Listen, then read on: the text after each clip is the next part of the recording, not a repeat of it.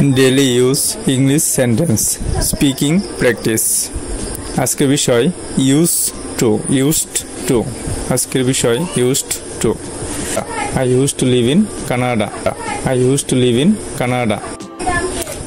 আমি কানাডায় বাস করতাম I used to develop website আমি ওয়েবসাইট তৈরি করতাম I used to go to the park আমি পার্কে যেতাম I used to learn computer আমি কম্পিউটার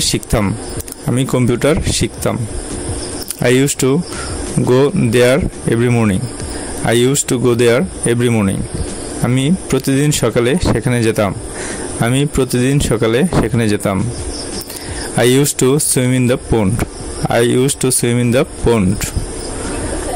আমি পুকুরে সাঁতার কাটতাম I used to like vegetable আমি শাকসবজি পছন্দ